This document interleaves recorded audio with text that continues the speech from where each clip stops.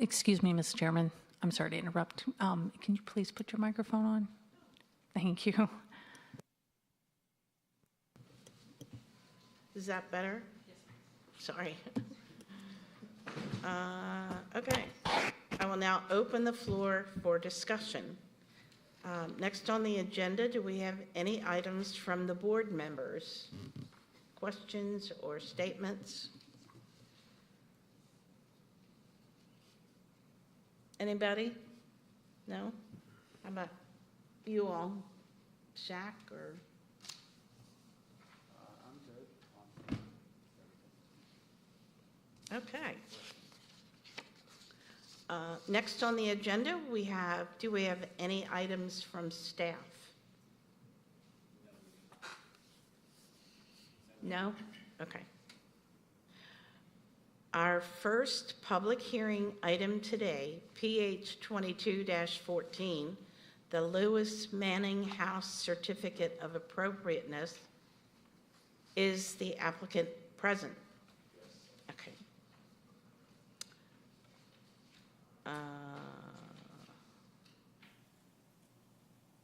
All right, we will first have a presentation by staff Michael Woodman, and then ask for a presentation by the applicant.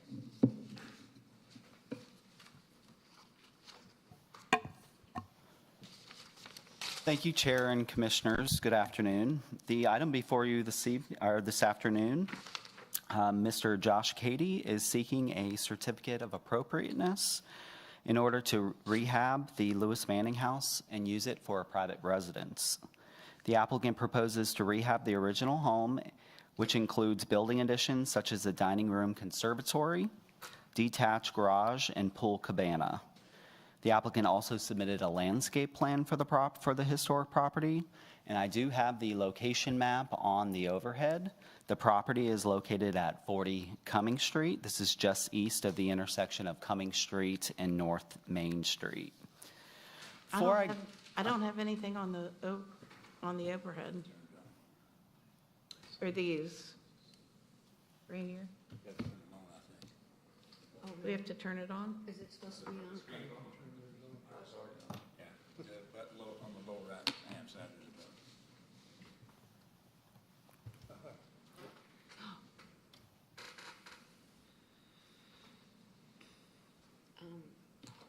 Ah, perfect, thank you. Okay, I'm sorry, go ahead. Sorry about that. So before I go into the details of the applicant's request, and since this is the first certificate of appropriateness that is before this board, I wanted just to give you a little bit of background as to why this is coming before you. So on the overhead, I have the section of the Historic Preservation Incentive Ordinance up, and I have the section related to certificates of appropriateness highlighted. And basically what it says is, after the designation by ordinance of a historic property, which this property has been designated, no material change in the appearance of such property shall occur or be permitted to be made by the owner or occupant thereof unless or until an application for certificate of appropriateness has been submitted to and approved by the Historic Preservation Commission. So that's why the applicant is before you. And I will come back to this ordinance with additional information in just a moment. So the Lewis Manning House was built in 1895. It was built for Colonel Tom Lewis. It was later sold to the Manning family in 1905. It's a two-story home, and it's designed in the Queen Anne style. I'm sure that many of you folks are familiar with this property.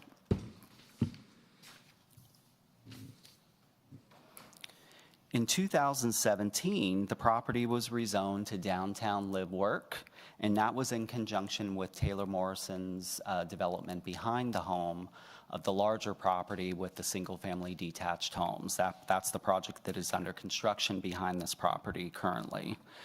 The historic structure was part of that application, and the rezoning was to downtown live work in order to allow the Lewis Manning House to be used as an office or for HOA use.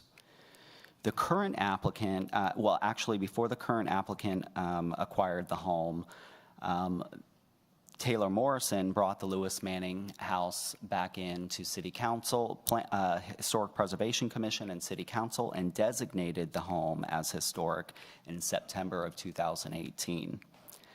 The current applicant, the Cadies, brought a request to City Council in November of 2021 in order to change previous conditions of zoning to allow the house to be used as a private residence. So the condition said that it could be used as an office or HOA use. So they brought it back to council, and council changed it to a private residence. The same applicant came forward to City Council again in this year, 2022, and they received approval for a new site layout on the property as well as a tree removal plan. So there are some trees that had died on the property or were in failing condition, and so those trees were previously required to be saved. Those were removed from the plan because they were no longer required to be saved because of their condition. And with that last request to City Council, there were a few conditions of zoning that were placed on the property specific to the site plan, and I will show you the site plan that is on the overhead currently is the site plan that council approved. There was a condition related to the building, so any modification to the existing home and any additions or accessory structures on the property. There was also a condition related to the height of any of the accessory structures so that they would not exceed the height of the Lewis Manning House. And then there was also a condition related to the landscape plan, and I'll show you that landscape plan here in just a minute.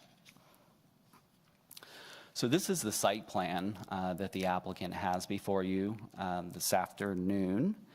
And the site plan depicts an addition at the rear of the property. So this would be the conservatory dining room area that they're adding on to the back of the property. Then the detached garage structure sits back here. So there's a motor court coming into the property. So access to the property is off Cumming Street, the entrance to the community.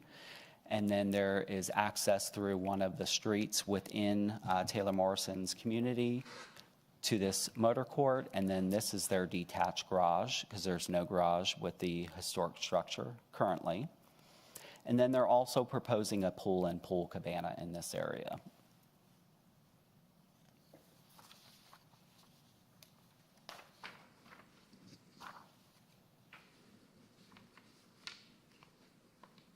This is the applicant's landscape plan. And the landscape plan we did send to one of our design review board members, Richard Owens, who owns Owens Environmental Design. Mr. Owens did review the landscape plan and felt that the proposed plan presented a pleasant landscape which complemented the historic house and creates space for outdoor enjoyment. And I did include a copy of his assessment or evaluation of the landscape plan in your packets.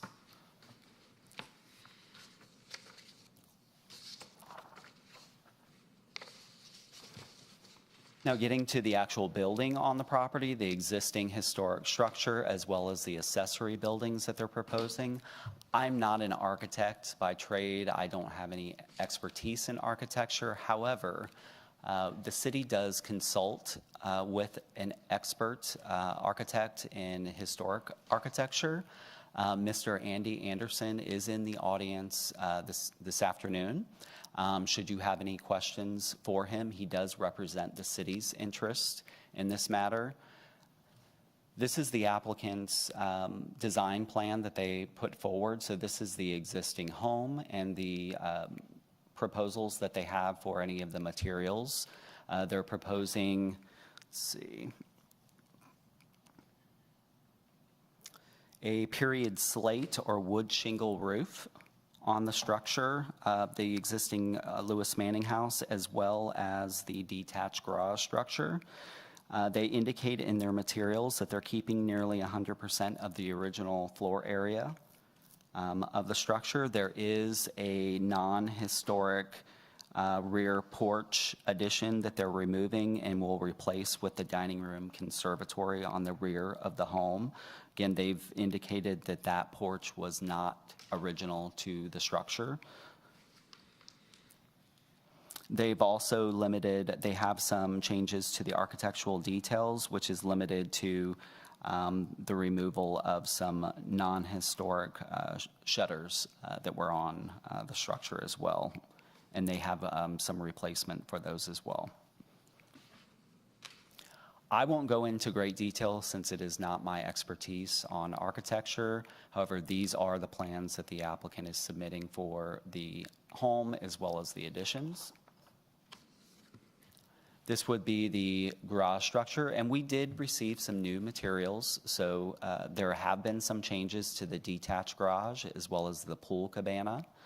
So this is what the original packet showed with regard to the detached garage. It's got a stone material here. And I will show you the updated materials. This is the perimeter wall around the property. Go back to the site plan real quick.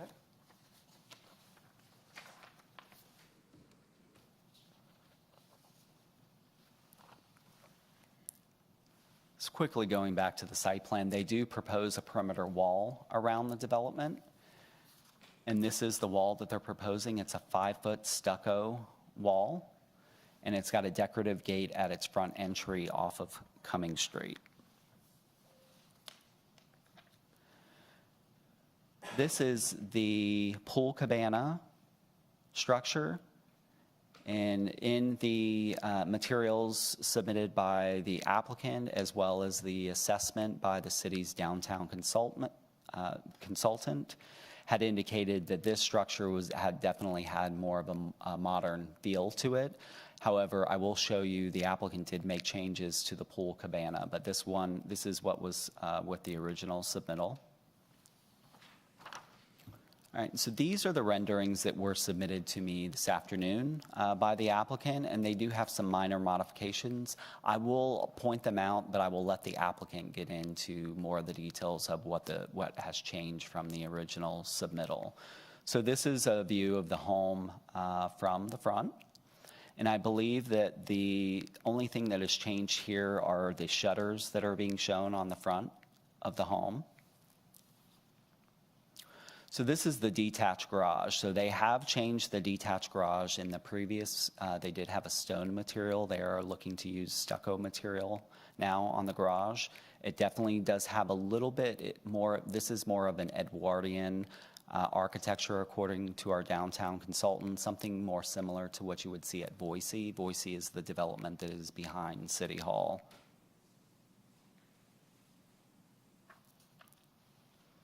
And this is a view of the side of the home as well as the detached garage and pool area.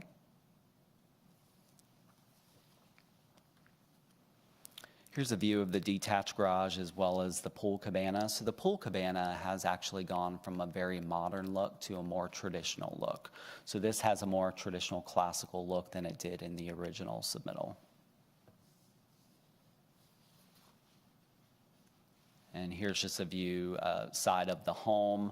This is where the conservatory dining room is being added on to the side of the home. This is the detached garage, just to orient you.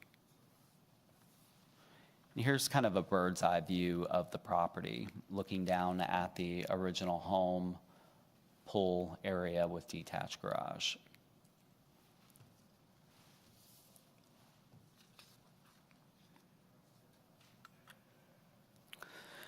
As I mentioned, the city's downtown consultant did review the applicant's proposal, does believe, provided his statement based on his review in the staff report, but he does believe that overall it was keeping with the original historical character of the house. It is noted that there are aspects of the detached garage and pool cabana that had been, well, at least on the original, on the cabana, it was a little bit more modern. It's definitely taken more of a traditional look.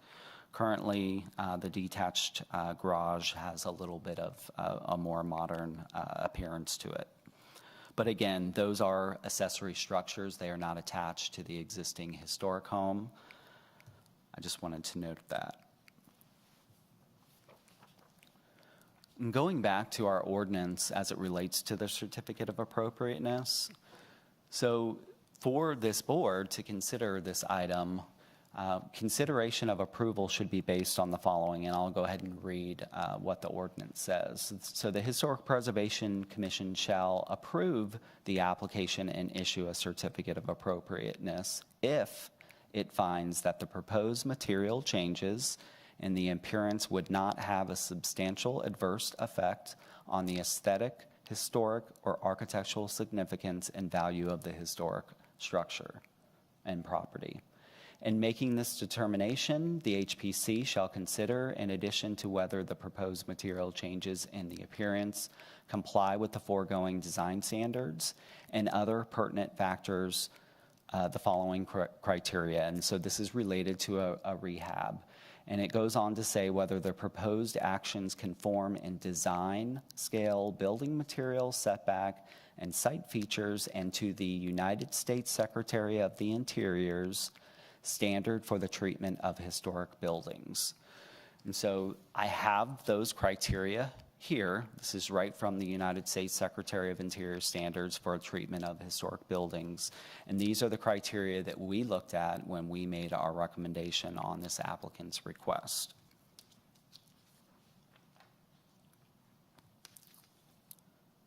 Based on our review of the applicant's request, we believe the applicant proposes to use the structure as a private residence, which is consistent with the historical use of the property and structure. The historic character of the property and structure will be retained and preserved. We believe that that is the case. The proposed additions in residential accessory structures, the dining room, conservatory, and I did say in the staff report and the detached garage, although the changes to the detached garage I think are a little bit more modern, but we still believe that it would complement the original home. And the applicant does make the argument that the original home kind of is the statement piece with the accessory structures kind of in the background, and didn't want to take away from the historic home. The applicant has limited demolition to the rear addition that is non-historic. Also limited any alteration of architectural details on the home, limited to the removal of shutters and woodwork on the front porch, which the applicant states are not original. And then we do go on to indicate in the staff report, and again, the staff report was written before we had those more updated renderings of the home. We did note that the contemporary pool cabana is in direct contrast of the historic structure. However, the new addition, we didn't believe that it would take away from the form and integrity of the historic structure. This is a public hearing, so the applicant, as well as the city, notified all residents that live within 500 feet of this property. And the applicant came back with their citizen participation report and indicated that no one had reached out to them with any questions on their requests to this board. And with that, staff is recommending approval to the Historic Preservation Commission of PH-22-14, Lewis Manning House Certificate of Appropriateness, subject to the following conditions. Condition 1, exterior changes to the Lewis Manning House shall be substantially similar to the Katie design package prepared by Lou Oliver, Inc., dated 9/29/2022. If you were to consider the applicant's more updated renderings that I showed to you, labeled Exhibit A, I would recommend adding on to condition number 1 and Exhibit A renderings 12-8-2022. So we're referencing their design package that they originally submitted, but we're also referencing the Exhibit A that was the new rendering. Condition 2, building additions and residential accessory structures shall be substantially similar to the Katie design package prepared by Lou Oliver, Inc., dated 9/22/2022. We also recommend, if you are to accept the more updated renderings that you add and Exhibit A renderings 12/8/22 to the end of that sentence. And I'll show this on the overhead when I'm done. Condition 3, landscape plan shall be substantially similar to the plan prepared by Frawley Associates LLC, revised 8/22/2022. Condition 4, perimeter wall shall be substantially similar to the Katy design package prepared by Lou Oliver, Inc., dated 9/29/2022, and shall be planted with climbing vines. And that's the condition. The yellow highlighted area would be what you would add if you accept the updated renderings. And that concludes my presentation. If you have any questions, I'm happy to answer those. Thank you for the presentation, Mr. Woodman. Does the board have any questions or discussions for staff?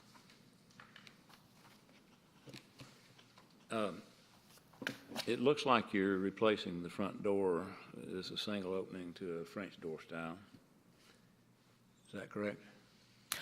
I would ask that we maybe ask the applicant when they do their presentation if we refer those questions to the applicant. I'm not familiar with every single detail of what they're proposing on the modifications to the structure. Does anybody else? Can you put this on the overhead? Sure.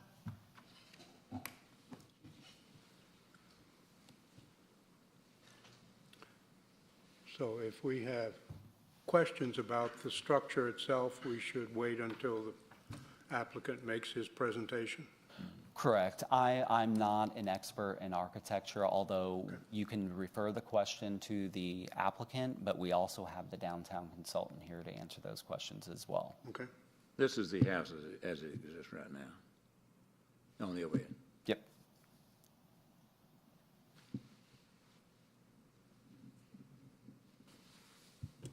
I have a couple of just technical questions. The first one is the cabana is looks like it's inside the setback. Was that done with the designation? Is that how that was done on that?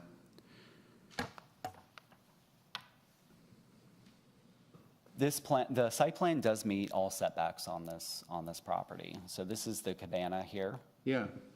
So there are very limited setbacks on the property. It's part of by designating the property as historic, we provide incentives, and one of the incentives is reduced setbacks. Gotcha. That's what I thought. Also, another technical question.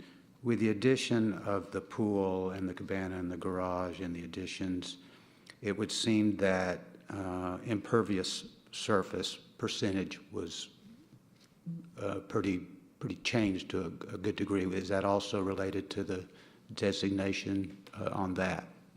So obviously with adding those areas, sure, it would increase the amount of impervious area on the property.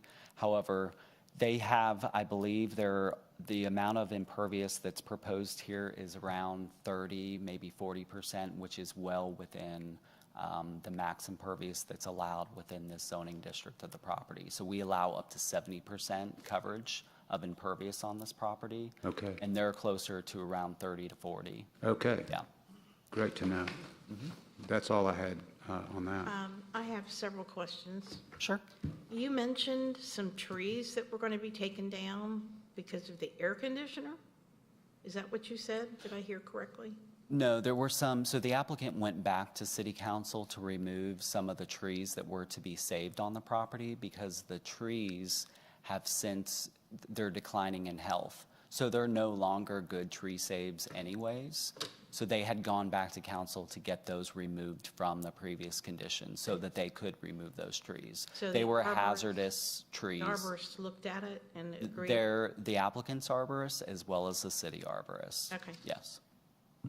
There's still significant tree saves on the property. As you can see, there are a couple of them that are highlighted on this plan. These are not the only 2 trees that are going to be saved on the property. Is the pool visible from Cumming Street? So got all my materials out of order here, excuse me. We appreciate what you're doing. So that was definitely a consideration when the applicant came forward to City Council to modify the site layout. And so we did at that time require that on their landscape plan that they provided screening. So in addition to the landscaping right up along the sidewalk on Cumming Street, you've got some tree saves in this area, so you can't plant directly under the trees. But then you see this line of landscaping here. So this will help screen the pool. It will not be, will it be screened 100% that, you know, a solid wall would do? Not necessarily. But remember, there is a 5-foot solid wall around the perimeter of the property. And then there's the addition of the 2 rows basically of landscaping before you get to the pool. So the idea is that this landscaping will help screen that pool from Cumming Street. Okay. And the applicant wants some privacy from the public in their private areas as well. It was my recollection that when the house was originally built, there was a garage there. Do you have proof to that? I don't have any information on whether there was a garage there or not. Do any of y'all remember? There was a garage to the right of the building. It was a combination, I think, garage and barn. Then there was another barn to the left of that. And then right in back of the house was a smokehouse. Oh, I had heard of I a barn on the I property. assume those yeah. 3 buildings are gone now. It's my understanding. I had heard that there was a barn on the property, but remember that Taylor Morrison took the balance of the property and is developing it, so I don't think that any of those structures were saved on the property. Okay. Applicant is very familiar with the property and may be able to better answer that question. are we required, we the commission, are we required to try and find out what it looked like to be able to restore it to the original way it was looking like you're doing to the house? I don't think that that's the strict adherence to what it looked like, you know, 100 years or over 100 years ago. I don't think that that is necessarily part of that. Okay. We did have our expert look at it at the applicant's proposal, and he did feel like everything that was being done to the historic structure, so the actual Lewis Manning house, was historically accurate. I saw the barn. It was roughly 200 feet northeast of the house, and looks like it may have been built in the 50s or 60s. There was nothing desirable about the structure. Yeah, that happens. Yeah.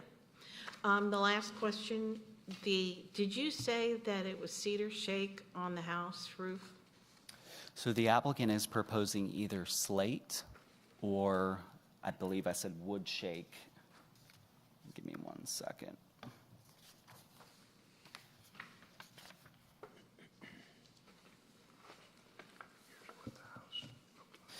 Their materials indicated new period slate or wood shingle roof. Oh, okay. So will the roof on the garage be the same? Will it match it? I believe that they showed slate on the roof of the detached garage, but we may want to confirm that with the applicant. Okay. Okay, great, that's it. How many? Oh, yeah. I'll go ahead and ask, and if it's better asked of the next presenter, I will do that. The house, the original brick of the house is still the surface on the house? They're keeping the original brick. They're not taking away the original brick. And what is the purpose of the stucco wall around the house? And do any other historic homes have a wall like that around it? I mean, I know of historic properties that might have some kind of wall or hedge or decorative fencing around those properties. You know, we looked at the wall and we didn't see that it was necessarily out of character with what's being proposed here. We do have developments that do have walls, similar to Boise. Boise has a stucco wall where they've got the climbing vines on it. Now, Boise's wall is much taller than what the applicant is proposing here. But we do see that on properties sometimes where they'll be contained within a wall or fence or hedge. And is this for privacy or for appearance? I don't know 100%. I don't want to speak for the applicant, so might want to ask, verify that with the applicant. And were other surfaces considered, like transparent walls? The only thing that was Wrought iron. proposed to us was the stucco wall, and we didn't find any particular issue with the wall that was being proposed, so we did not ask them to consider other materials. What is the definition of an observatory? So they refer to it as a conservatory dining room at the rear of the structure. Well, what makes it a conservatory as opposed to just a dining room? I would refer to the applicant for that question. I'm not sure that I would be able to answer that or have the information to answer it. Okay. This is the conservatory. All right, are there any other questions? Michael, thank you Thank you. very much. Now we ask the applicant, Mr. Cady and Mr. Oliver, to come forward and make a presentation. And when you approach the podium, please state your first and last name and address for the record.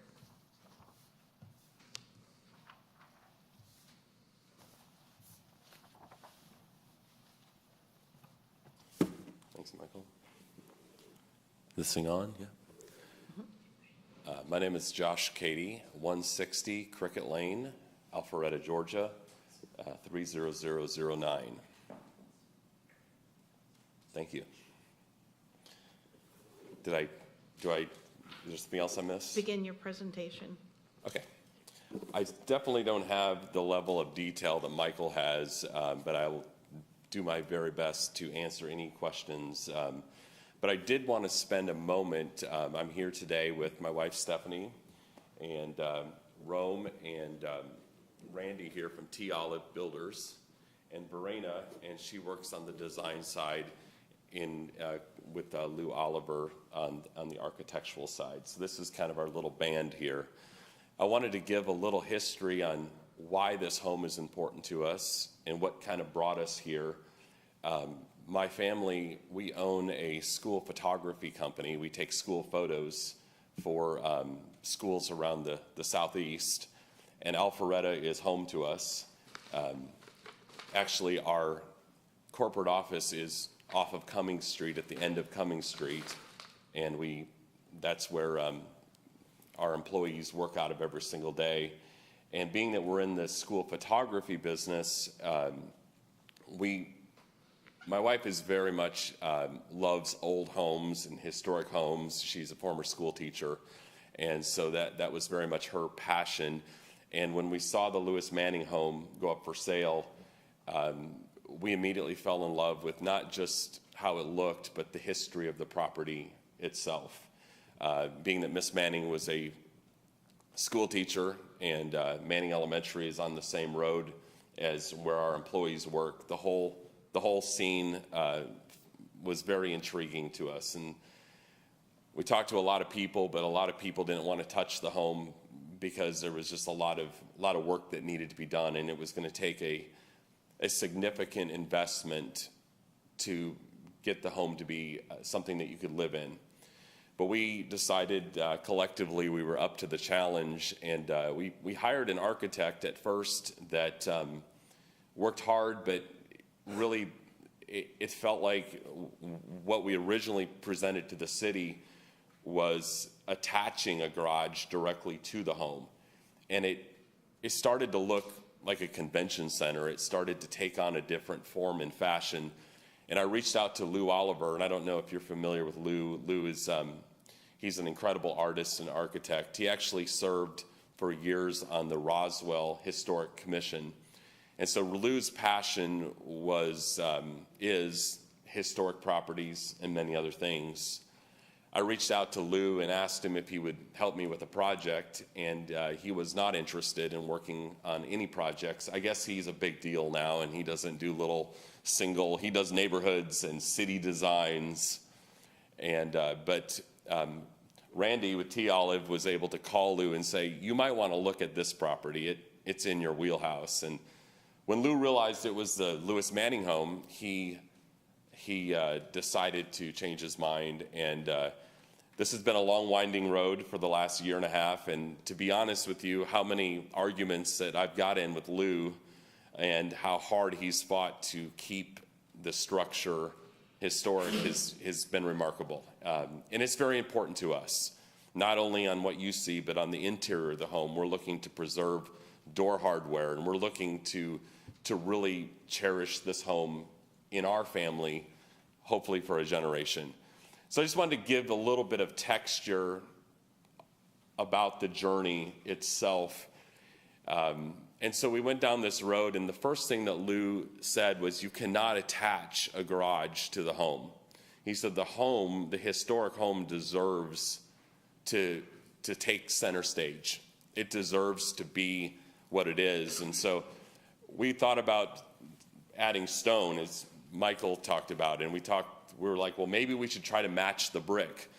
Well, you don't match that brick. Those bricks were made in that pasture that home was built in. You can't find brick.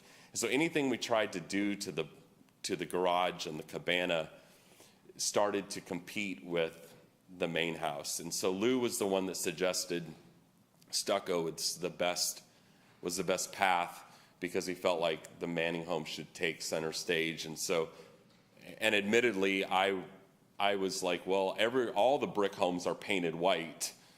And he thought I was blaspheming him for even bringing that up. And so, and my wife as well, she's quite passionate about the original brick. And so Lou went on the journey to look at what was original. He investigated the brick. He investigated some of the woodworking on the porch. He looked at the back of the home where it was added on. And, you know, in order to make this livable for our family, we chose this conservatory because Lou felt it very much aligned with the Queen Victorian age. And I think the question earlier was, what's the difference between a dining room and a conservatory? It's designed to align with a lot of these early European structures where they grow plants inside and has a lot more light. It will be used as a dining room, but it's very much in line with the architectural elements of that age. And again, I'm way talking out of my expertise, but I feel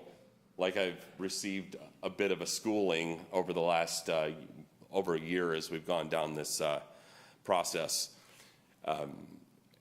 You know, we did find some old photos, and you are right, there were some other buildings and garages and barns that were white, actually. They were white buildings on the property, probably not stucco, but wood of some sort. And so we feel that the position we have, that we are looking to restore the home to the best of our abilities, yet make it livable and have the structures behind the plantings and the landscaping, so they kind of disappear into the background, so the home takes center stage. The wall is designed for privacy. The road is quite busy. The Cumming Street, as you know, is quite busy, and there's a lot of traffic. And being that it's a private residence in the 21st century, we're looking to have it be private with some gates, but only 5 feet high, so you can still see the grandness of the home. So again, we worked really hard to, T Olive has done some incredible homes. They're certainly not your cheapest builder, and that's not our goal. Our goal is to invest in Alpharetta. Our goal is to be here forever. Our goal is for it to represent what we represent, and I'm very happy to come before this group today because we're excited about the property. I would love to answer any questions you might have. But yeah, that's kind of my presentation, more orally, less less visual, but I'm open to any questions you might have. Anybody have questions? Am I still on here? Yeah, I had a question about your front door. It looks like it's going to a French door. You're Yes, sir. changing that over, and I don't know, is it some sort of historic door? Is it a plain door? What kind of door is it? The door is a double door versus a single door, and again, it's meant to match a little bit of what Lou felt the style was. He felt like it should bring a little bit more light in, but it's a glass door that matches the windows in the current home. And the porches, were they original? When were the porches added onto the house? Lou believes they were added in the last 30 or 40 years, and most recently, it seems like in the last 20 years, some of the woodworking was added because they're different on the photos than it's what is on there now. And so he's suggesting to keep the columns, but open up some of the lower woodworking that appeared to be added. It's hard to tell exactly when they were added, but he's convinced they weren't original. The columns appear to be just very plain and straight and don't add any character. They take away character compared to what's there now. I mean, I could see where you're coming from. They are straight. Again, I'm leaning on my architect to help me guide, who's done extensive research, you know. Yeah. Well, when you look at what's there now and when you look at the proposal, it gives a very drastic, different appearance. And I wonder if, I think what you're doing is great in preserving the house. Understand, and I respect that. But what he shared with us is a lot of the current pieces of wood, as you indicated, that are currently there, were definitely added after the fact. The only question I have is I've lived here downtown for 74 years, and I can never remember the Louis Manning house not having that on it. Well, I think you need to go back further in time. Okay. Not having what? The porch. Decorate the wood and all. Oh. Now, the wood may have been replaced in some, but as far as the decoration, as far as I can remember, it's always been like that. Yeah, it's sometimes hard to tell. And again, that's incredible. 74 years in downtown Alpharetta. I can't come close to that as far as my history. But what we look to do is we were investing in this home is to keep the home as complete as we could, but yet when we were unsure and there were certain things deteriorating, is not to just mimic exactly what was there, but to go and look at the exact style of that age and what it was intended to be. And that's what Lou asked us. That's what he informed us on. Connie, do you remember anything about the porch? No, Oh, okay. no. I couldn't tell you, I should. unfortunately, if it looks like there's major changes in anything as far as the porch is concerned. Yeah. She's trying to embarrass me. I've been here 81 years. Yeah. I have a question about stucco. Will the stucco surfaces be left natural color, or are they going to be painted white or some other color? What they're trying to do is paint it in off-white to match the grout lines that are on the brick that are on the house. We don't want it to certainly be too bright where it stands out, but the coloration, and I could ask Verena, but we're looking to match the grout lines on the house. Okay. It's funny because I was thinking the same thing. Stucco, to me, I don't want to offend anybody, but it doesn't hold up well in weather. It gets moldy, and so if it's gonna be that light color, it'll take it a while. You say it's gonna be covered by ivy, but that's gonna take a while for that to happen. Maybe there's different styles of stucco versus, the plaster stucco. We certainly don't plan on using anything cheap, nothing that's going to last a short amount of time. But I had a home in my early days in Florida that I saw that happen with, but I think it's more a plaster application that will hold up. Stucco needs maintenance, as we all know, but that's part of what they're willing to do as the secondary material. And yes, the goal isn't to have the entire surface covered with ivy. But we felt that stucco, sorry to speak out of turn here. Oh. We felt that stucco was the appropriate material rather than stone, and trying not to emulate the brick. And yes, it will need maintenance over time. It does crack and weather, will need pressure treating, et cetera. But the natural color of the stucco doesn't, very much clashes with the Victorian era period and the contrast with lightness and darkness and everything. Is it an ephes or is it a hard stucco? It's a hard coat. Okay, well, that's the better one. So, I'm glad I brought these people. That's way out of my pay grade. Is this artificial stucco? No, it's actually concrete stucco? Yes. Concrete-based stucco? Yes. What if there were no exterior wall around the property? What would be the problem with that?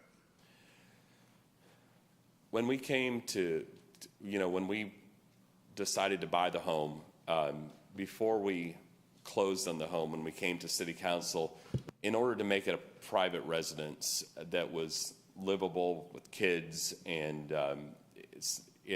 for us and for what the traffic that is now on Cumming Street, we had several things that we brought before city council that were really necessary to us. We had to have a garage, cars can't be sitting out. The wall was one of those things that it was very important to us to have a wall for privacy.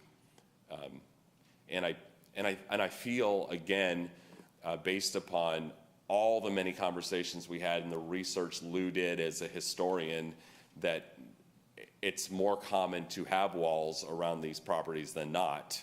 And so I don't know how to answer your question besides saying it's really important. It's really important to us. We believe in in the project. And the gates are semi-transparent. Yes. I know some of the new homes in downtown Alpharetta are walled, but for example, what was the showroom for the houses down at the corner across the street, that doesn't, I don't think that has a wall around it. And it's a big porched house. It's white because I think it's wood. Yeah. But it goes way back also. So Yeah. it isn't that all properties in downtown have to have a wall for protection. Understand. So And it's a matter of preference in your case. yes, and And you do have small children, I understand. yes. And we don't want it to be high because we love the home and we are so excited to have it be beautiful and lit back up and have people living there. And that's why we didn't want it as like a wall, like even around Boise. We wanted it, small and attractive with the gates being where you can be able to see through it, but enough protection. It's just a sniggling thing that's in the back of my brain. Going back to the porch, I know that we're required to make and the applicant, to make as few changes to the way that the original house looks. So it's really important that the picture here that we have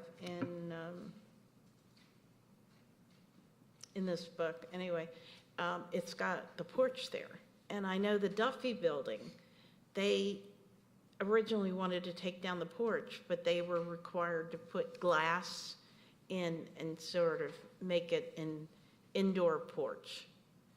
So I'm just wondering, have you considered the porch at all, or does it not go along? Well, and it might just not be clear in the photos. We definitely have the porch on there. The only thing that's not there is some of the wood on the bottom of it. It's just open, but we have the full 8-foot porch there with the post. We just don't have some of the. Oh, I misunderstood. Oh, yeah. Do you have a picture of that? Michael does. And I can completely understand that. No, we love the porch. That's where we're going to spend our time. Like, absolutely. I think with a 5-foot wall out there, you're not gonna see the porch anyway. I'm sorry? With a 5-foot wall, you're not gonna see the porch anyway from the road. And I'll defend you on the wall. You hadn't mentioned it, but it's a great sound barrier, and it's probably gonna be needed with all the traffic. Yeah, I understand. Oh, they're dark. Okay. I see it now. Okay, thank you. Is Mr. Oliver here? Yes, no? No, Lou Oliver was not able to Okay. attend. I'm doing the presentation myself. Okay, so we don't have any questions from the board on any of the presentations, correct? I don't have any more questions. No more questions, but a little bit of positive feedback.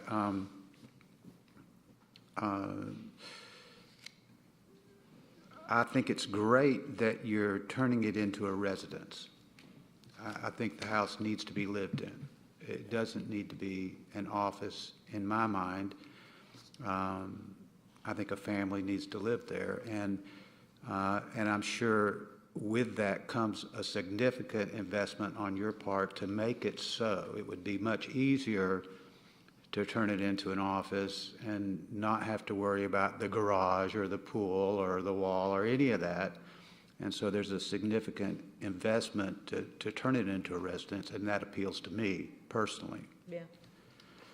I'm glad that the wall isn't higher than 5 foot. And I think you still will be able to see the house. And I understand why you want the wall there. It's downtown, you have some children, and probably will have some grandchildren.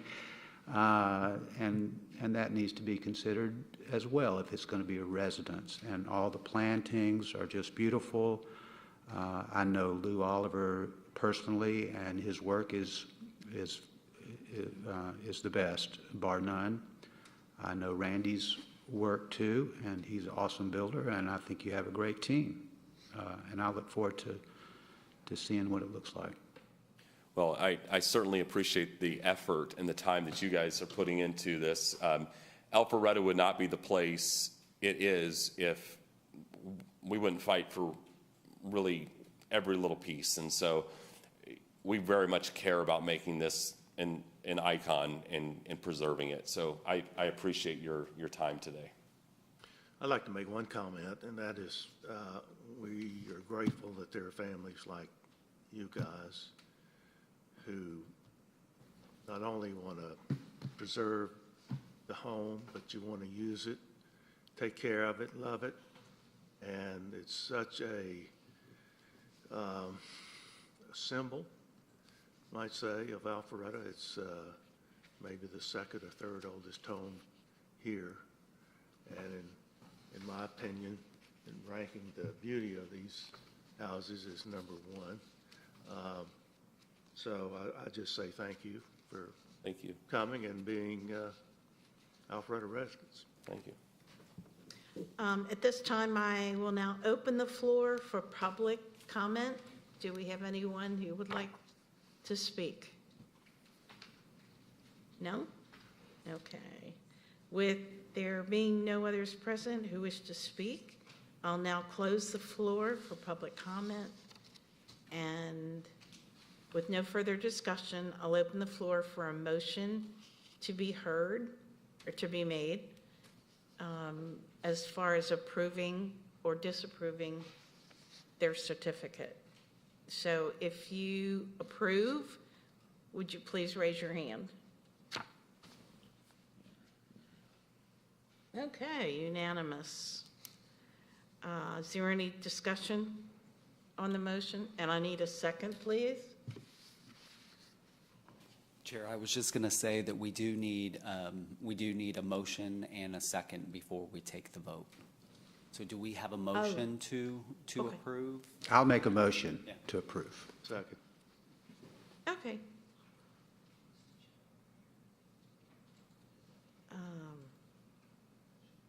So, and then do we have to vote again? No, just Yeah, discussion. okay. All in favor, raise your hand. Okay, that's unanimous. At this time, we've finished hearing our item on tonight's agenda. Are there any other items from the board or staff that want to be discussed? Do we have a scheduled next meeting?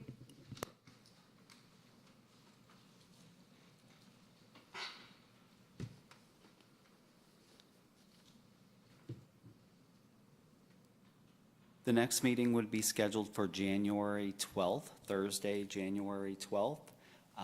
At this point, I have not received any items for that meeting, but we've not, there still may be stuff that could come in potentially. Okay. So we'll, if we know that the meeting, we don't have any items for the meeting, of course, we'll reach out and cancel the meeting. But we have not received anything yet, but we'll wait and see if we get something in. Okay, thank Do you. you happen to know how many structures in Alpharetta have been declared historic? 63. 61? 60? 61? Yes. In terms of contributing. Those are on the contributing list. Yeah, thank you, Commissioner Lewis. Those are on the contributing list. We have much fewer that have been designated under our ordinance. So they're on the contributing, and then when you're looking for incentives or you want to make material change, they're going to go for designation and then the certificate of appropriateness.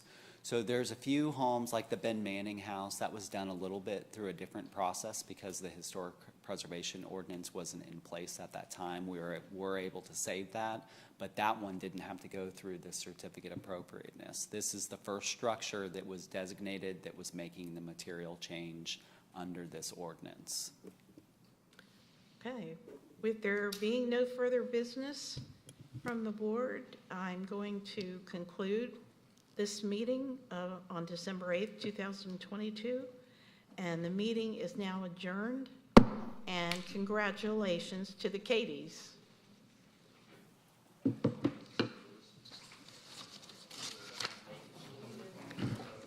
Good job. I'm so glad everybody showed up.